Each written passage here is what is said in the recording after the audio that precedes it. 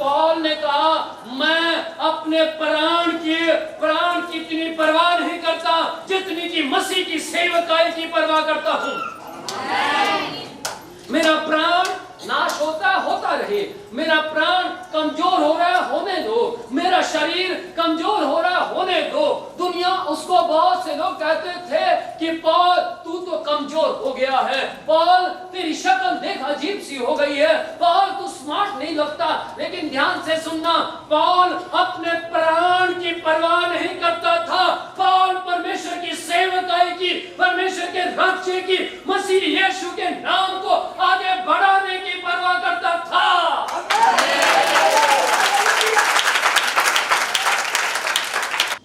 यदि आप विपत्तियों में आते हैं, यदि आप समस्याओं में आ जाते हो, तो मेरी बात ध्यान से सुनिएगा। अपनी विपत्तियों में, अपनी समस्याओं में मेरे परमेश्वर, मेरे यीशु की सेवकाई की परवाह करना शुरू कीजिए।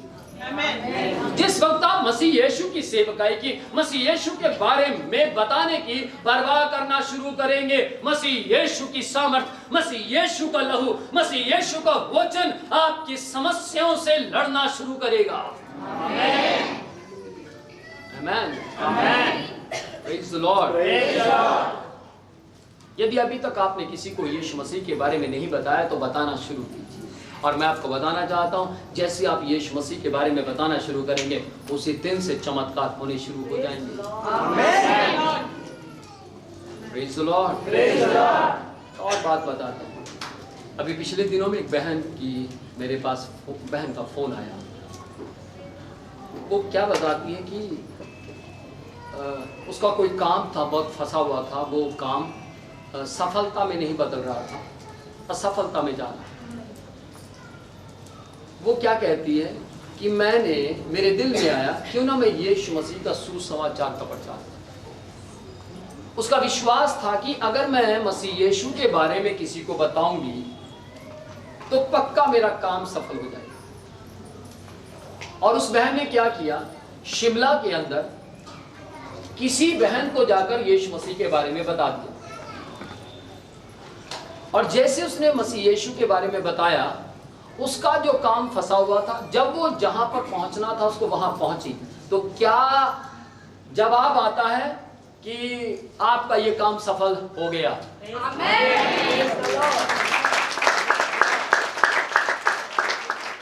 और वो बहन तुरंत मुझे मैसेज लिखती है, सर मैंने एक काम आपको बोला था।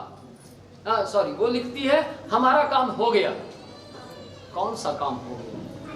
उन्होंने बताया कि हमारे काम जो फंसा हुआ था, हमने आपको बोला था कि वो होना चाहिए, तो कैसे हुआ? मैंने लिखा उसको कैसे हुआ, तब उस बहन ने बताया कि इस तरीके से हुआ। Praise the Lord. ध्यान से सुनिएगा, आप मसीह यीशु के बारे में जिस वक्त बताते हैं, मेरी बात ध्यान से सुनिएगा, आप इस दुनिया का बिजनेस के बारे में बताएंगे या किसी और काम के बारे में बताएंगे तो आपको जस्ट पैसा मिलेगा, जस्ट बोनस मिलेगा, या फिर कुछ टीए मिल जाएगा, या फिर कुछ आपकी इनकम बढ़ जाएगी। लेकिन ध्यान से सुनिएगा, मेरे यीशु के बारे में एक बार बताकर देखिए क्या होगा। आपका मुंह होगा, मेरे कान होंगे।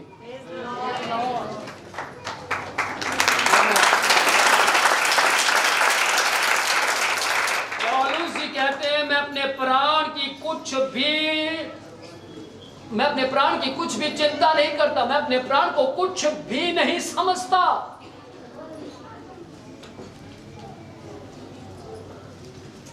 एक रात मैं बहुत ऊंची आवाज से मसीह यीशु का प्रचार कर रहा था, और उस रात मैं प्रचार कर बहुत थक गया। और प्रचार करने के बाद मैं जहां पर रुका हुआ था उस जगह पर पहुंचा, और जैसे वहां पर पहुंचा तो मेरे मुंह से खून आया, और मैंने खून को देखा, डर गया, मैं थोड़ा सा डर गया। और तुरंत मेरा शरीर मुझे क्या बोलता है, अब देख क्या होगा, अब से तू यीशु का प्रचार चिल्लाकर नहीं कर पाएगा, अब देख मैं तुझे रोक दूंगा यीशु मसीह के प्रचार को करने से। मैंने इस बात को पूरे क्लियर सुना उस होटल पे। मैंने 2 से 3 मिनट तक थोड़ा सा शांत हुआ, और शांत होकर मैंने उसको बोला, ध्यान से सुन ले, मैं अपनी बॉडी से बात कर रहा हूं। मैं वहां से उठकर शीशे के सामने चला गया और मैंने अपने शरीर से एक बात बोलनी शुरू की। मेरी बात ध्यान से सुन। जब मैं पैरों पर चलता था तो मैं पूरा ईमानदार रहा और परमेश्वर ने मुझे साइकिल दी। फिर मैंने साइकिल पर पूरी सेवकाई की और साइकिल के ऊपर मैं पूरा ईमानदार रहा, तब परमेश्वर ने मुझे बाइक दी। फिर मैंने बाइक को, आप सबको मालूम है, 2007 की बाइक को भी मैंने इस तरीके से रखा जैसे वो अभी निकलवाई थी। 2007 की बाइक को मैं प्रॉपर ईमानदारी से कभी भी बाइक के ऊपर मेरा एक्स्ट्रा खर्चा नहीं हुआ। मेरी बाइक के साथ कभी भी किसी के साथ मैं टकराया नहीं। पूरी ईमानदारी से मैं बाइक पर चला और परमेश्वर ने मुझे गाड़ी दी। फिर मैंने बॉडी को बोला, मेरी बात ध्यान से सुन, अगर मैं ईमानदारी से परमेश्वर के सामने चलता रहा तो मुझे कोई ताकत प्रचार करने से रोक नहीं सकती।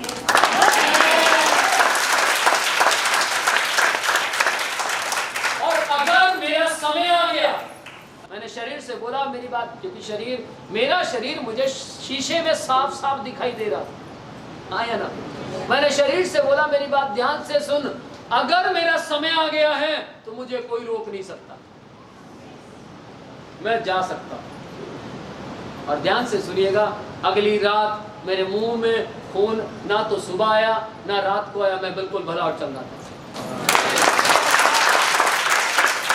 डॉक्टर के पास गए, मैं बिल्कुल बेस्ट था। मेरी बात ध्यान से सुनिएगा, जिस वक्त आप मसीह यीशु के बारे में बताते हैं, मसीह यीशु ने क्या कहा, मैं अपने पिता की आवाज को सुनकर धरती तक पहुंचाता हूं, मैं अपने पिता की आवाज को सुनकर चेलों तक पहुंचाता हूं, मैं अपने पिता की आवाज को सुनकर धरती के ऊपर फैला देता हूं। इसीलिए मसीह यीशु बॉडी में रहने के बावजूद भी उनको आयुर्वेदिक, एलोपैथिक या फिर होम्योपैथिक की जरूरत नहीं पड़ी।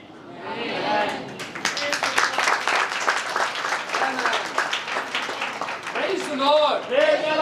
आप एक बार मेरे यीशु के बारे में राबा शिखाला बोला, आप एक बार मेरे यीशु के बारे में बोलना शुरू कीजिए, एक बार उसके बारे में बताना शुरू कीजिए, एक बार लोगों को सुसमाचार सुनाना शुरू कीजिए। देखिए परिवर्तन उतर आएगा, जागृति उतर आएगी, कुछ न कुछ अनोखा होगा। Praise the Lord। सुसमाचार प्रचार जरूर कीजिए। सुसमाचार प्रचार करने से आपके बच्चे ब्लेस्ड होंगे, सुसमाचार प्रचार करने से आपका भविष्य ब्लेस्ड होगा, सुसमाचार प्रचार करने से आपकी जिंदगियां, आपकी आत्माएं, आपकी आत्मा भी ब्लेस्ड हो जाएगी। सुसमाचार प्रचार करने से आपकी हड्डियां ब्लेस्ड हो जाएगी, सुसमाचार प्रचार करने से आपका खून ब्लेस्ड हो जाएगा, सुसमाचार प्रचार करने से आशीष आपके चारों ओर मंडराएगी।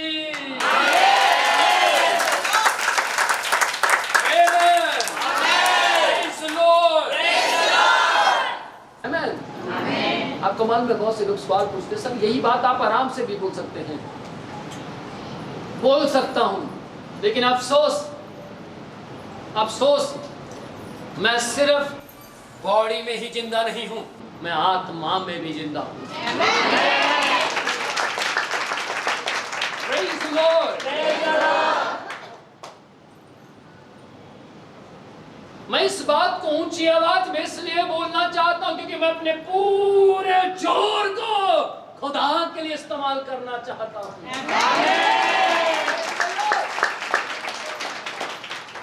ताकि जब मैं खुदा के पास जाऊं तो मैं कह सकूं, मैंने अपने प्राण की परवाह नहीं की, मैंने अपनी कमजोरियों की परवाह नहीं की, मैंने अपनी मौत की परवाह नहीं की, परंतु तेरे बारे में जहां मौका मिला वहां पेश करता चला गया।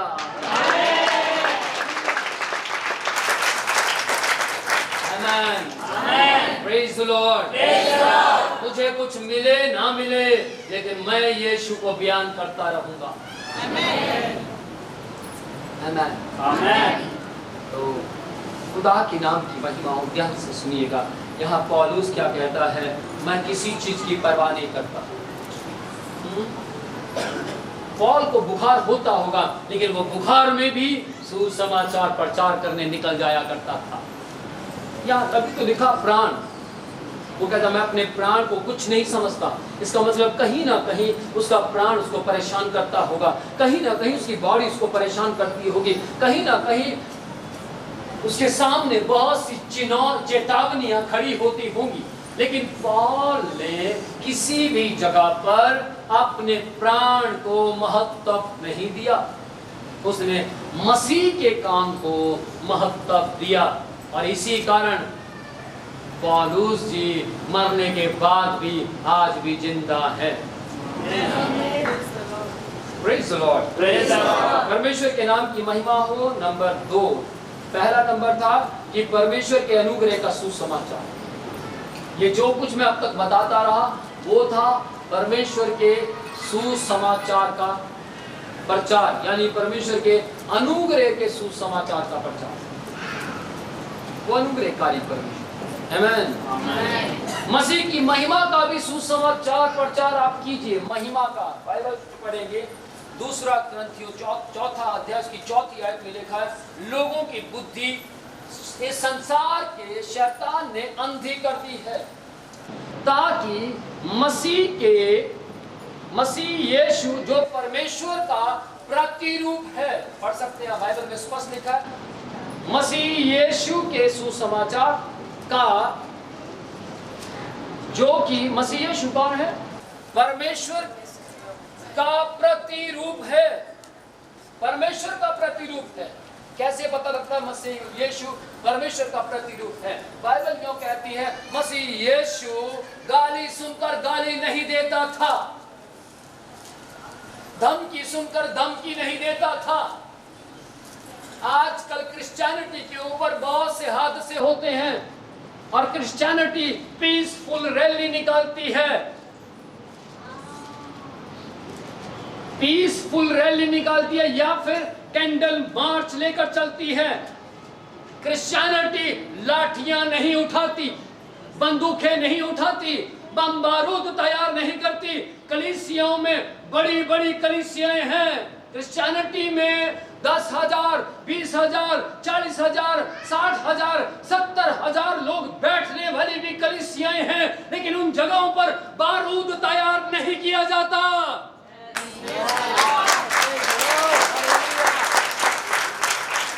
कारण क्या है? कारण क्या है?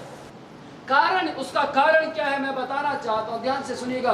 2 कुरिन्थियों 4 अध्याय की 4 आयत में लिखा है, लोगों की बुद्धि को संसार के शैतान ने, संसार के सरदार ने अंधी कर दिया है। इसीलिए संसार अपने घर में बारूद तैयार करता है। इसीलिए संसार को धर्म के ख्यालात से उसने, संसार के सरदार ने परे रखा है। और वो धर्मी होने के बावजूद भी, ध्यान से सुनिएगा, उसके धर्म के काम, संसार के लोगों के धर्म के काम मैले चीथड़े कपड़ों के समान है। वो धर्म के काम करते हैं, परंतु कैसे करते हैं? इसको लूट और उसको दे, अपना कमा कर देने वाले क्रिश्चियनिटी है।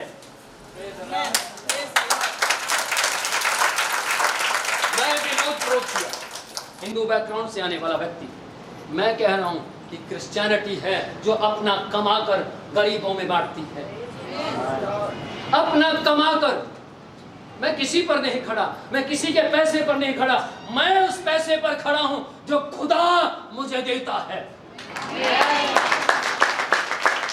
ध्यान से सुनिएगा, मैं आपके पैसे पर, जनता के पैसे पर बिल्कुल नहीं खड़ा। मेरी गाड़ी मेरे पैसे की है। आमीन। अगर इस चर्च का रेंट आप नहीं दे पाएंगे, डोंट वरी, मेरे यीशु ने मुझे ताकत दी है।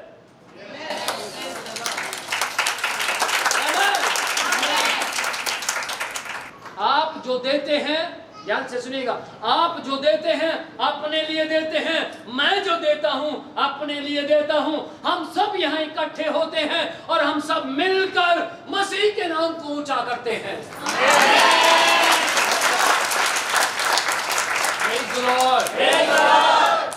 आपके पैसे पर खड़ा होता तो मेरे ख्याल से हर संडे सुसमाचार का प्रचार कम, पैसे का प्रचार ज्यादा होता।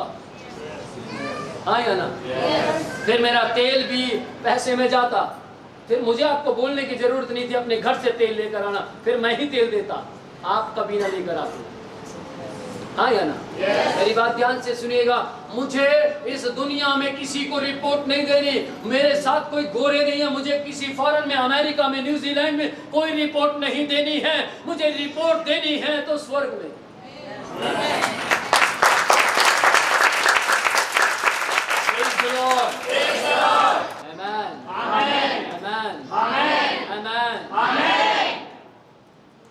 क्या कारण है, क्या कारण है लोग धार्मिक ख्यालात रखने के बावजूद भी अपने घर में लाठियां रखते हैं? क्या कारण है लोग धार्मिक ख्यालात रखने के बावजूद भी अपनी गाड़ी में बारूद लिए घूमते हैं? क्या कारण है? इसका कारण एक ही है, वो अब तक समझ नहीं पाए कि परमेश्वर कौन है। जिस दिन समझ आ गया परमेश्वर कौन है, उस दिन सब कुछ बदल जाएगा। क्या कारण है क्रिश्चियनिटी पीसफुल रैली निकालती है? क्या कारण है वो सिर्फ कैंडल मार्च निकालती है? रीजन क्या, रीजन है क्यों क्रिश्चियनिटी के विरोध में लोग खड़े होते हैं और वो मार नहीं पाते? क्या उनके पास लोग नहीं है? क्या उनके पास ऑफिसर नहीं है? क्या उनकी पोस्ट नहीं है? क्या उनका कुछ भी रुतबा नहीं है? क्या वो डरपोक हैं? नहीं, बल्कि वो बाइबल के मुताबिक चलते हैं, वो बाइबल को फॉलो करते हैं। Praise the Lord. आप बाइबल के मुताबिक चलिए। मैं आपको बताना चाहता हूँ, आपके घर में चोरियां करने वाले बच्चे पैदा नहीं होंगे। आप बाइबल के मुताबिक चलना शुरू कीजिए। मैं आपको बताना चाहता हूँ, आपके परिवार के अंदर आपके रिश्तेदार, आपके पड़ोसी, आपके घराना, सब कुछ आशीषित होना शुरू हो जाएगा। 1995 से लेकर अब तक मेरा घराना ब्लेस्ड होने शुरू हो गया। उसका कारण ये है क्योंकि मैं मसीह यीशु को बयान करता जा रहा हूँ। देखिए यहाँ क्या लिखा है, संसार के अंधकार के सरदार ने इस संसार के लोगों की बुद्धि को क्या किया? बांध दिया, उनको अंधा बना दिया है। वो रोशनी में खड़े नहीं हो सकते। मालूम क्यों? क्योंकि उनको रोशनी पसंद नहीं है। दुनिया की लाइट बहुत पसंद है संसार को। अगर दुनिया की लाइट चली जाए तो और जब आ जाए, मैं आपकी बात नहीं कर रहा, मैं पूरे संसार की बात कर रहा हूं। जब लाइट आती हो तो मेरी बात ध्यान से सुनिएगा। मसीह यीशु ने कहा, मैं जगत की ज्योति हूं।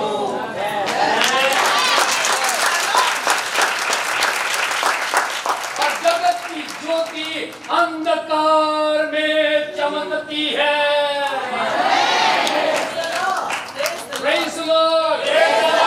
अंधकार कहाँ था? अंधकार विनोद प्रोशिया के अंदर था, उसके घराने के अंदर था। अंधकार यहाँ बैठे हुए प्रत्येक व्यक्ति के अंदर था। अंधकार जिन लोगों ने यीशु पर विश्वास नहीं किया था उनमें था। अंधकार क्या है? अंधकार क्या है?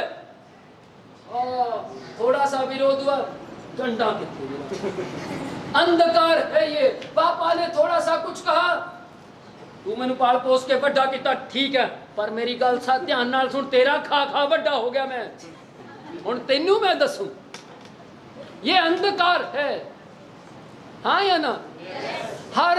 हर माँ बाप बच्चे को समझा रहे, मैं तेरा बाप, ये तेरी माँ है, इन्हां दी परवरिश कर। हर माँ बाप समझा रहे हैं, परंतु फिर भी बच्चे बिगड़ते जा रहे हैं। वही अंधकार है। जगह जगह लोग सोशल वर्क कर रहे हैं, फिर भी सोशल वर्क का कोई फायदा नहीं, कारण अंधकार है। परंतु ध्यान से सुनिएगा, जिस वक्त आप लाइट को घर में लेकर आते हैं, जिस वक्त आप लाइट को घर में लेकर आते, ऑटोमेटिक अंधेरा भाग जाता है। और वो लाइट यीशु मसीह है। मसीह यीशु ने कहा I am the light. Praise the Lord. जैसे ही आप ज्योति को अपने अंदर लाते हैं, ये ज्योति पैसे में नहीं खरीदी जाती, ये ज्योति 10, 5, 15, 50 लाख में नहीं बिकती, ये ज्योति मुफ्त मिलती है। ये ज्योति अंगीकार जैसे आप मुंह से अंगीकार करते हैं, कहते हैं परमेश्वर मैं पापी हूं, मैं विश्वास करता हूं आप मेरे पापों के लिए मारे गए, गाड़े गए, तीसरे दिन मुर्दों में से जिंदा हुए, बस इतना कहते ही ज्योति आपके अंदर आ जाती है।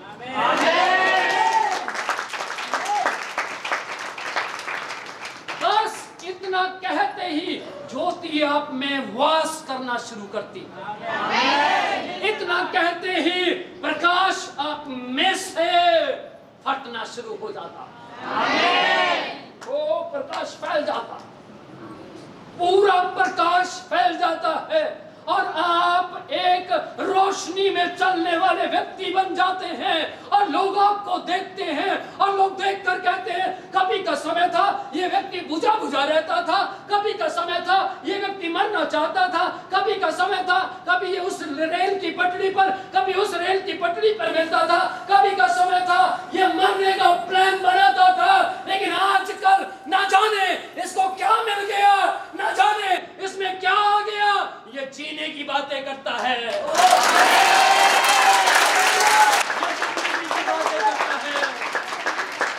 ये ऊपर की ओर उठने की बातें करता है। कभी का समय था मौत इसको सताती थी, ये मरना नहीं चाहता था परंतु फिर भी मरने के प्लान बनाता था, लेकिन आजकल ये मरने वालों को जीवन देने का प्लान बना रहा है।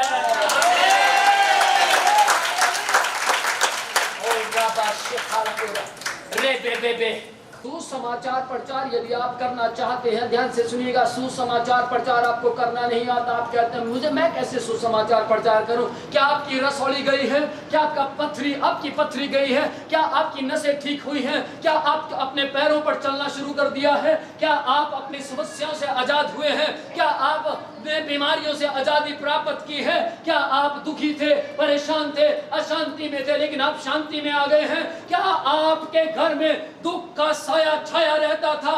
क्या आप बहुत परेशान रहते थे? क्या आप बहुत दुखी रहते थे? क्या आप रोते रहते थे? क्या आप अपनी जिंदगी के अंदर सुसाइड करना चाहते थे? परंतु अब सब कुछ खत्म हो गया। मालूम क्यों? क्योंकि रोशनी आपकी जिंदगी में दिखनी शुरू हो गई है।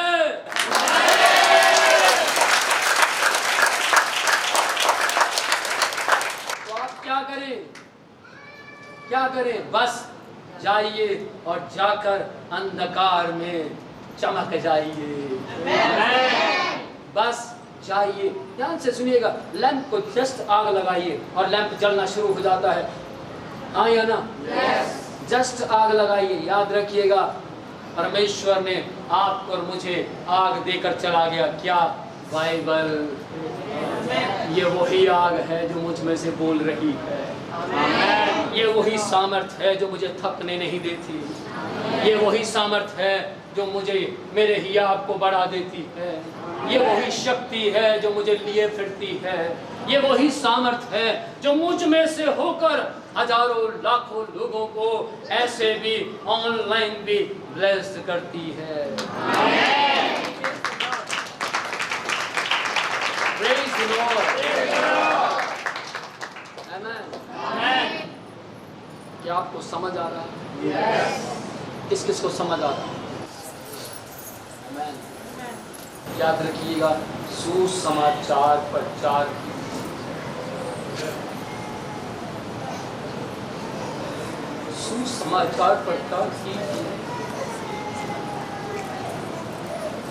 मुझे कोई तनख्वाह नहीं देता।